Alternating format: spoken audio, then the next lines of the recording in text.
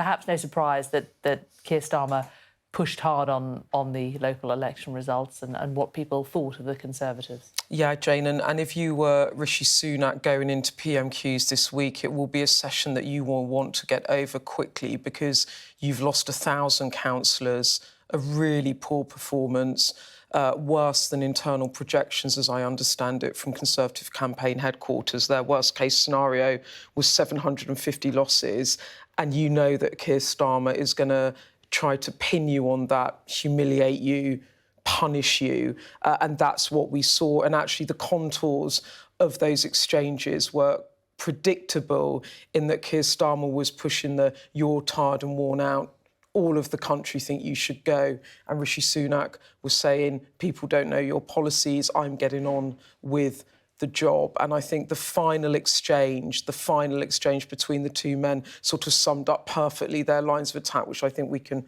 have a listen to now.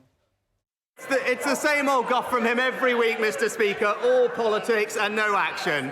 We're getting on with halving people's energy bills, freezing fuel duty, cutting the costs of childcare and boosting pay. While he's busy plotting coalitions, we're getting on and delivering for the British people.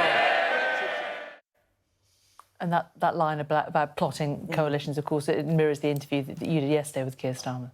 Yes, so what's very interesting about what came out of these local elections is that while Labour made very good progress, and Keir Starmer is quite right to stand there feeling pleased with himself, the other party sharing the limelight quite credibly was the Liberal Democrats. And on the projections that our psephologists, our election experts have done on these local election results, if you extrapolate it out, Keir Starmer is short of an outright majority at a general election. Now, Jane, when you look at the mountain he has to climb in terms of the swing, it's enormous. He has to do better than Tony Blair did back in '97 with that landslide. That was a post-war record swing to Labour or to any party. And he needs to do better than Tony Blair. So it's not unsurprising that he's not there yet and might not get there in the next year. So now the question obviously is, you're on course to become the largest party, but to actually govern, therefore, you might need to do a deal. And what was interesting in the interview we did with Keir Starmer yesterday was a year ago, Keir Starmer outright said, "I am not doing a deal with the SNP and I will not do any sort of deal with the Lib Dems." It's not a formal coalition, Jane, that we're talking about. It could be confidence and supply. That's when you're a minority government, but a party votes for you to get your legislation through, so you have an informal arrangement. He ruled out all of it a year ago.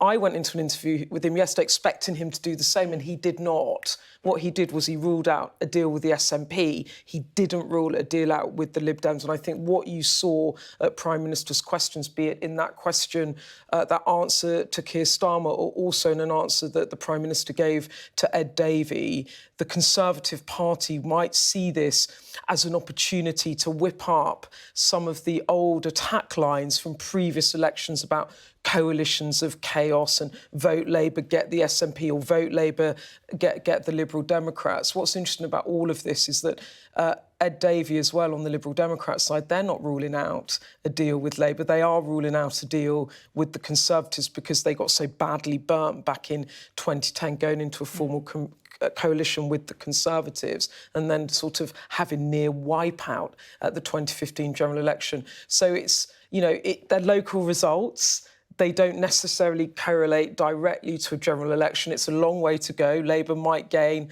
the Conservatives might shrink Labour's lead. You know, anything can happen, but it's inevitable now that there will be discussions about whether or not they'll do coalitions. And instead of closing that down for the time being yesterday, Sir Keir Starmer left the door open. And I wonder if it's because while he's going for the outright majority that he will say repeatedly he doesn't want to box himself in. And maybe also it's a nod to voters to perhaps vote tactically. Maybe that's what he's doing as well.